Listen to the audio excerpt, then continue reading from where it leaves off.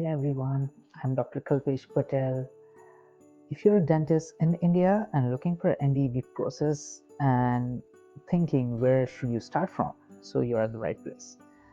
So I have just started a channel called Dentistry. So I have just started this channel to just help out all the international trained dentists, to help them with how you're going to grow your dental career in Canada, how you're going to enter into the NDEB equivalency process, what are your options, and some more study tips.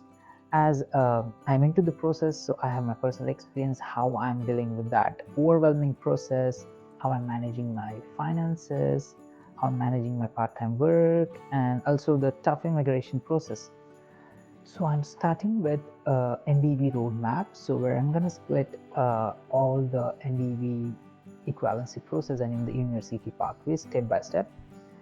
And further, I'm going to break down all the steps and all the exams in detail, but let's get started with the very first video, the roadmap for NDEB process.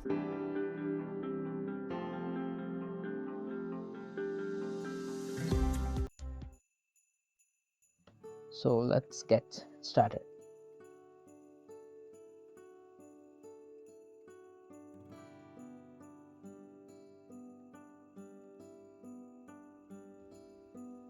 So the very first step is credential verification. Before you sit for an exam, you need to prove your roots. So the credential verification is where you will submit all your degree transcript, degree certificate to NDEB. So the tip for this is this takes about 10 to 12 weeks.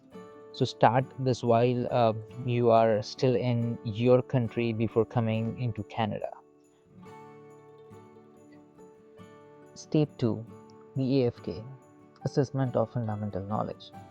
Once you approve your document, you will face your first gate, the AFK. This is 200 question exam covering everything that you all studied in your 4 to 5 years of dental schooling, along with Canadian dental regulations and the strict infection control protocol. It usually held like twice in a year, usually one in February and another one in August. To pass this exam, you need 75 or higher to pass. 75 is like a rescaling score number. I'll explain that in detail like in my coming videos. The score for this exam is like a passport for your next step.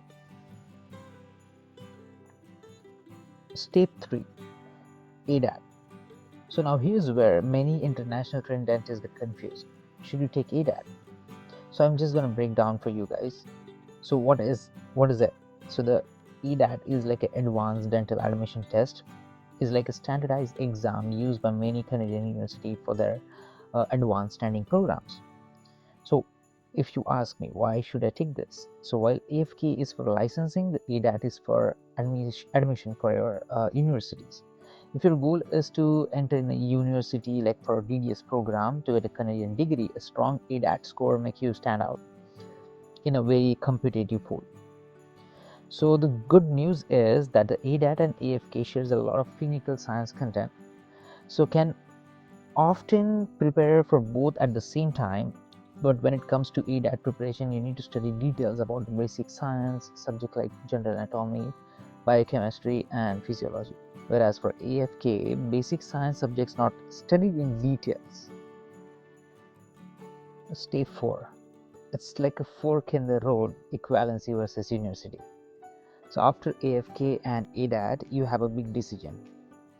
The equivalency process, using your AFK results, you continue with the ACJ and NDCC exams, like a series of exams after you do for the equivalency process.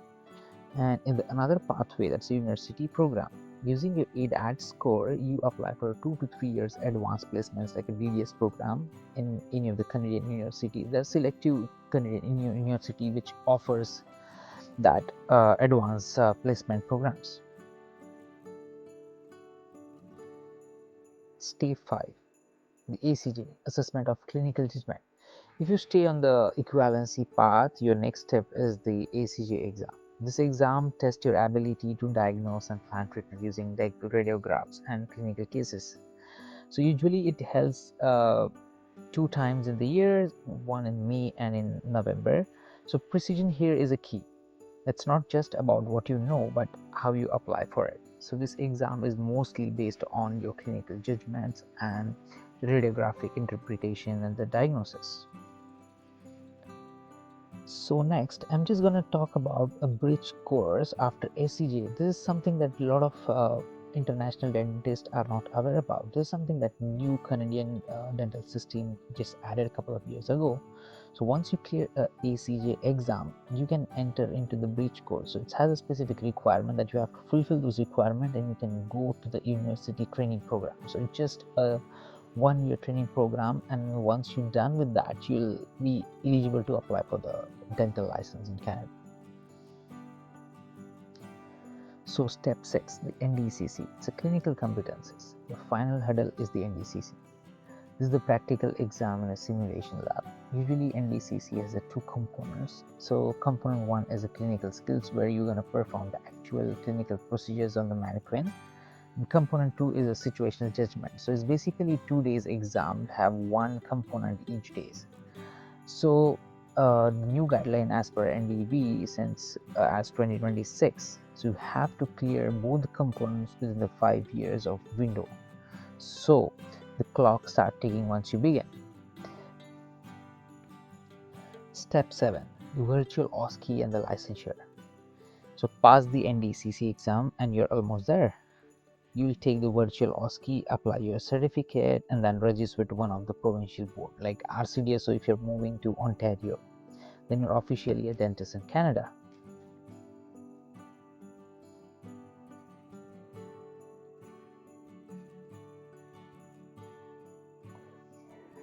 I hope so. All the steps are clear. How does the NDEB equivalency process works? So I know I haven't given much details about each and every steps, but I'm going to split them out in the different videos so you'll have a better idea.